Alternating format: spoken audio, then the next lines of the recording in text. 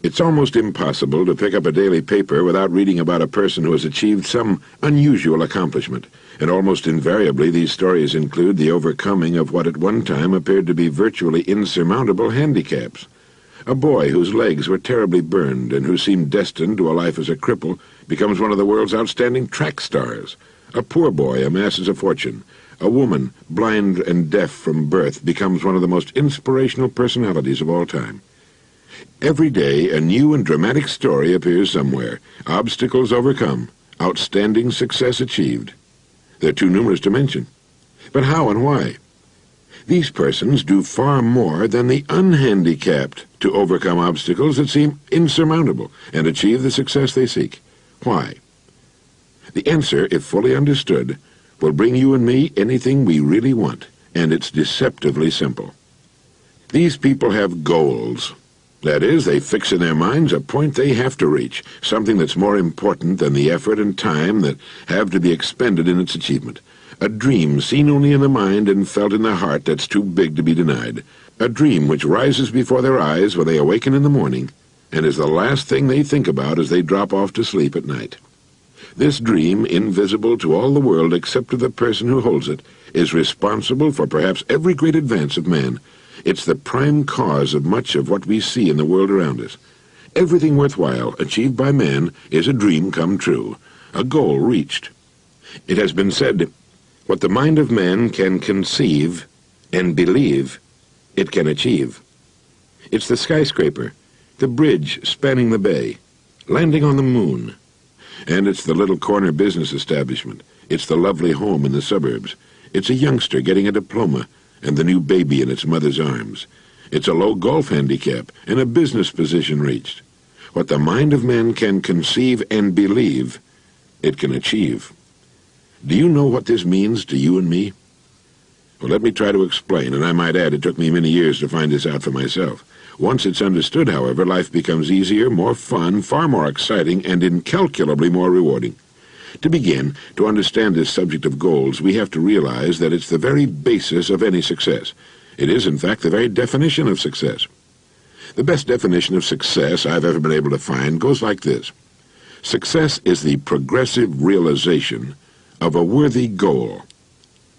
If you think about it a moment, you'll realize just how good that definition is. Success is the progressive realization of a worthy goal. It means that any person regularly engaged in achieving something which he considers worthy of him is successful. At the same time, it also means that any person not so engaged must be defined as not successful, a failure, at least temporarily. Any person with a dream in his mind and heart which he is pursuing as a worthy goal is successful. The uninformed always seem to equate success with lots of money. While money often accompanies success, it has nothing to do with success necessarily unless it happens to be a part of the goal. It's left to each of us to decide for himself what his goal is. With such a simple definition of success, you'd think everyone would be successful. Everyone should be, everyone can be. But it's estimated that only about 5% are. Of all the people you pass on the street, only about 5 out of 100 can tell you what they're working toward. The rest are just drifting along, hoping something good will happen to them, or at least that nothing too bad will, letting circumstances and economic winds blow them this way and that. I like to compare human beings with ships, as Carlyle used to do. It's estimated that about 95% can be compared to ships without rudders. Subject to every shift of wind and tide, they're helplessly adrift. And while they fondly hope that they'll one day drift into a rich and successful port, you and I know that for every narrow harbor entrance, there are 1,000 miles of rocky coastline. The chances against their drifting into port are 1,000 to 1.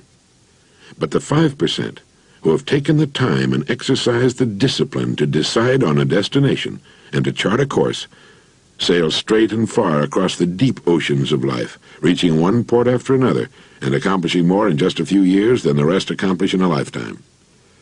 If you should visit a ship and ask the captain his next port of call, he'll answer you in one sentence.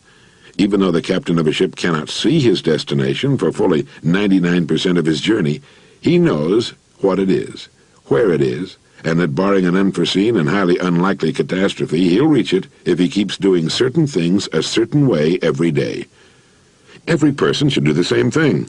Unless you can say in one concise sentence what your goal is, the chances are good that you've never clearly defined your goal. When you ask most people what it is they seek, they'll answer in vague, general, non-specific terms. They'll say happiness or health or money. These are not goals. They're simply general conditions desired by everyone. When we talk of goals, let's be specific. What is it you want, you as a person? What is it you would like very much to have or to be or to do, even though you may feel it's for one reason or another somewhat beyond your reach at the present time? You see, if you can tell me what you want, I can tell you how to get it, as long as it's worthy of you. Proceeding successfully through a lifetime should be a matter of progressively setting and achieving goals one after another, each a little better and perhaps more interesting than the preceding. Just as a ship can sail to only one port at a time, set your first port of call. When you reach it, and reach it you will, you can set a new goal, and then another. By following this meaningful and common-sense approach to life, you will be successful and can accomplish more in 5 years than the great majority of people do in a lifetime. Now let me tell you of a way to clarify your thinking and establish your first goal if you don't already have one. Knowing that without a goal we're unsuccessful, but that with a goal we will have direction and purpose and that our goal will be reached, we begin to realize that establishing a clearly defined goal is one of the most important steps we can possibly take. If you do not know what it is you want more than anything else, in other words, if you're not one of the fortunate who knows exactly what it is he or she seeks, set some time aside right now. Spend an hour or so, or many hours, even days if necessary, writing down the things you would most like to have. Make a want list. This could include a more beautiful home, a new car, a wanted child, a certain amount of money, a better job, better grades, a particular position in your school or organization, any one of 100 things. Write down as many as you can think of. If you're married, it's a good idea to do this with your spouse. When you've written down all the things you want, all of them, choose one. Only one that you want more than all the others. Write this on a separate sheet or draw a circle around it. Now put the sheet away and forget about all the ideas except the one you've decided to accomplish first. Like a ship, a person can reach only one port at a time. Most of the confusion and indecision suffered by the majority of people is caused by their half-heartedly wanting so many things that they can't decide which to go after first. As a result, they run in circles and often accomplish little or nothing at all. Remember, as a rule, you can achieve only one goal at a time. Once you've decided upon the one goal you first intend to reach, write it out on a card to carry with you. Think about it the first thing in the morning and the last thing at night. Think about it as often during the day as you can. By doing this, you'll be forcing your goal into your subconscious mind, from which will come the answers as you need them for its accomplishment. This is the process used by the world's successful men and women. Think about your goal as often as you can. Get a mental image of it as having already been accomplished. But be sure to be absolutely specific. Don't generalize. If your goal is a certain amount of money, write down the exact amount and the time limit for earning it. If your goal is a beautiful home, get a picture of the exact home, even if you have to pay an architect to draw the plans for you. You might as well, because you will achieve it. But be very careful on what you set your mind and heart, for if you want it strongly enough, you'll get it. I spent more than 16 years looking for the so-called secret of success. I wanted to know what element or elements separate the haves from the have-nots, not just in a financial sense, although that's certainly an important part of living, but in every sense. I started looking for the answer in 1933 during the Depression, and I didn't find it until New Year's Day, 1950. All of a sudden I realized that in the hundreds of lives I'd studied, in the countless books I'd read, a plain and simple fact had been staring me in the face all along, and it is simply that we become what we think about. You see, you are at this moment nothing more than the sum total of your thoughts to this point. Similarly, you'll be next year, 5 years from now, and so on, what you think about from this point onward. That's why establishing a goal is vital to success. Unless we're thinking about the thing we wish to accomplish, our thinking is erratic, confused, jumping first from one thing to another, with the result that we accomplish nothing, arrive nowhere, travel in circles. By thinking every morning, every night, and as many times during the day as we can about the single goal we've established for ourselves, we actually begin moving toward it and bringing it toward us. When we concentrate our thinking, it's like taking a river that's twisting and turning and meandering all over the countryside and putting it into a straight, smooth channel. Now it has power, direction, economy, speed, It's the same with our minds. Once we know where we're going, we know why we get out of bed in the morning. We know why we're working, and why it's important to do the very best work of which we're capable. We know why it's vital that we cut ourselves away from the big, sluggish river of people who are drifting without purpose, and cut the channel straight and clear to the #1 dream in our heart. Some evening, during the rush hour, stand at a busy street corner and watch the passing crowd. Observe how they walk. Look at their faces. Do they seem interested, happy, purposeful, interesting? Or do they seem, for the most part, dull, uninterested, bored? If you watch long enough, you'll see a person with a quick and purposeful step, a good carriage and posture, with interesting, intelligent eyes, who walks as though he knows where he's going and who's going to insist on getting there. He's a man with a goal, a dream in his mind and heart. Several billion human beings on Earth would give anything they have for the freedom and personal liberty you and I take for granted, to have the right to choose their work and their goals, to enjoy our bountiful standard of living, to know the peace and privacy of our homes, and to have laws which protect the citizen rather than persecute him.